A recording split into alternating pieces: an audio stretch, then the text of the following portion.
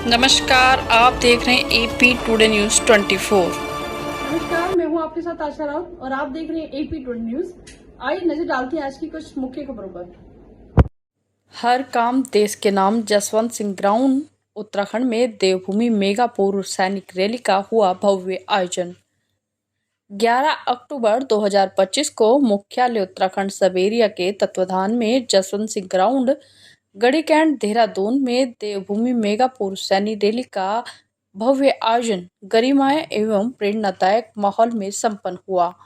इस कार्यक्रम में उत्तराखंड के राज्यपाल lieutenant general Gurmeet Singh, PVSM, UYSM, AVSM, VSM और chief of defence staff general Anil Chauhan, PVSM, UYSM एवं अन्य गणमान्य व्यक्ति वरिष्ठ सैन्य अधिकारी उपस्थित रहे।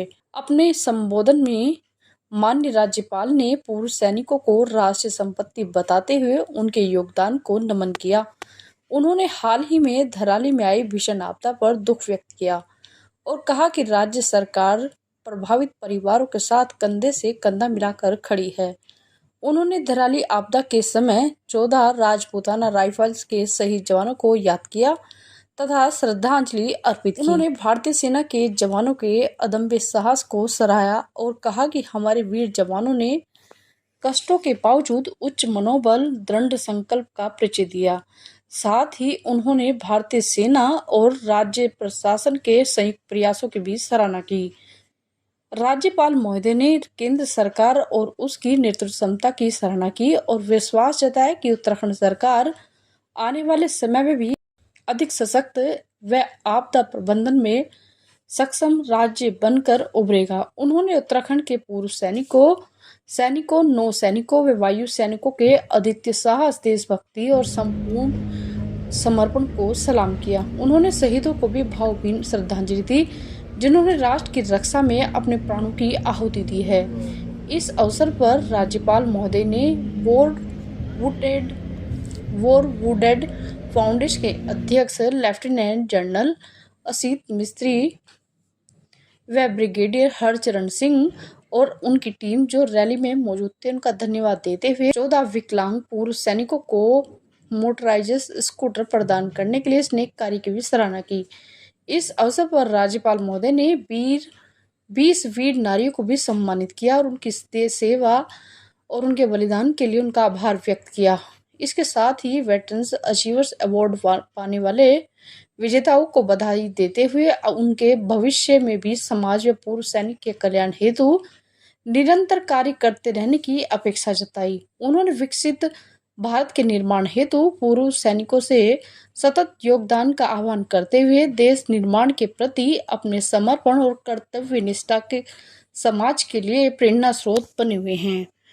माननीय राज्यपाल महोदय ने सेंट्रल कमांड उत्तर भारत एरिया और उत्तराखंड सब एरिया की ओर से किए जा रहे निरंतर प्रयासों, विशेषकर हाल ही में मुख्यालय उत्तराखंड सब एरिया के तत्वाधान में आयोजित आई तथा डेंटल कैंप की सराहना की। General Anil Chauhan, chief of defence staff CDS ने भी कार्यक्रम को संबोधित करते हुए पूर्व सैनिकों ने राष्ट्र के निर्माण में अपनी योग्यता की सराहना की। और कहा कि उत्तराखंड जो वीरों की भूमि है ने हर युद्ध और संकट में अपनी वीरता से राष्ट्र का गौरव बढ़ाया है। CDS ने बताया कि भारतीय सशस्त्र सेनाएं आज तेजी से आधुनिक युद्ध प्रणाली और तकनीकी की ओर बढ़ रही हैं। उन्होंने कहा कि हम एक शांतिप्रिय राष्ट्र के नागरिक हैं, लेकिन अपनी संप्रभुता पर किसी भी प्रकार का खतरा बर्दाश्त नहीं करेंगे। उन्होंने पूर्व सैनिकों की सराहना व्यक्त करते हुए कहा कि राष्ट्र की सीमा पर वो आंखें हैं जो राष्ट्र की सुरक्षा सुनिश्चित करने में महत्वपूर्ण भूमिका निभाते हैं। उन्होंने पूर्व सैनिकों की अविनाशी भावना, निस्वार्थ भावना एवं राष्ट्र के प्रति समर्पण की सराहना की कि देहरादून मिलिट्री स्टेशन में इंटीग्रेटेड वेटरन्स वेलनेस एवं सेवा केंद्र स्थापित किया जाएगा। यह केंद्र पूर्ण रूप से तकनीक आधारित पूर्व सैनिकों की सुविधा के लिए समर्पित होगा। इस अवसर पर गणेश जोशी, सैनिक कल्याण मंत्री Uttarakhand lieutenant general Anil Sen Gupta, GOC in C central command lieutenant general DG Mishra, GOC Uttar Bharat area और manager general MPS Gill, GOC Uttarakhand sub area सहित अन्य गणमान्य अधिकारी तथा 5000 से अधिक पूर्व सैनिक उपस्थित रहे। रैली में 21 कंपनियों द्वारा जो फेयर बैंकिंग सुविधाएं, राज्य सरकार की योजनाओं से संबंधित स्टॉल एवं निःशुल्क चिकित्सा शिविर के आयोजन भी किए गए। कार्यक्रम के अंत में राज्यपाल और सीडीएस ने पूर्व सैनिकों और वीर नारियों से मुलाकात की और केंद्र व राज्य सरकार की ओर से उनके लिए निरंतर समर्थन और सेवा के संकल्प को दोहराया। देहरादून से राहुल कन्नौजिया की रिपोर्ट। में भी सैनिक रहता है क्योंकि उसकी जो डेडिकेशन है, कमिटमेंट है, जो राष्ट्र प्रेम है, राष्ट्रभक्ति है, कहीं नहीं जाती। और मुझे बहुत खुशी है कि उत्तराखंड एक ऐसा प्रदेश है जिसमें आज के दिन में अगर आप देखें तो 18% इंडियन आर्म्ड फोर्सेस का हिस्सा है। यहाँ पर जो एक्स सर्विसमैन हैं 5 लाख से भी ज़्यादा हैं और जो बाकी पैरामिलिट्री फोर्सेस और सिक्योरिटी फोर्सेस में अगर आप पूरा तादाद मिलाएं तो आराम से 15-20 लाख हो जाते हैं। और सबसे बड़ी बात है कि उत्तराखंड के हर एक परिवार में कोई ना कोई सैनिक है। तो ये हमारी जिम्मेवारी बन जाती है कि हम पूरे राष्ट्र के लिए, पूरे राष्ट्र के विकास के लिए क्या करें।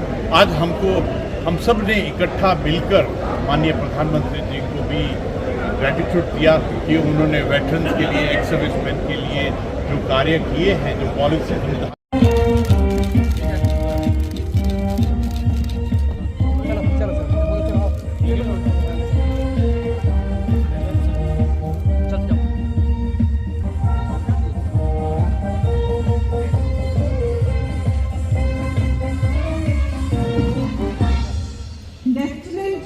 स्पोर्ट कैंप ऑर्गेनाइज किए, प्लांटेशन तथा क्लीननेस और सिक्योरिटी जैसे अभियान चलाए।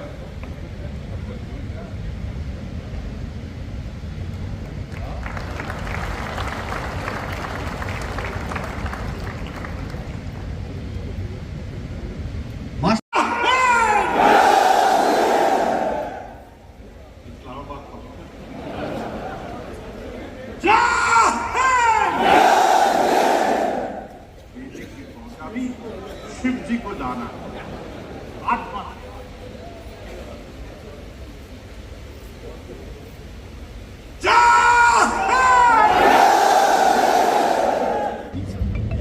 very early.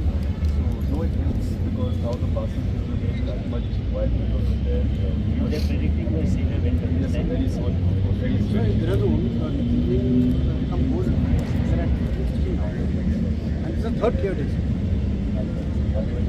For last 4 months raining and raining. What's particular about this year is that earlier the monsoons never used to cross the watershed. That is extent. This time the monsoons have crossed the watershed because of this disturbance, which was actually 2 disturbances like over the Himalayas.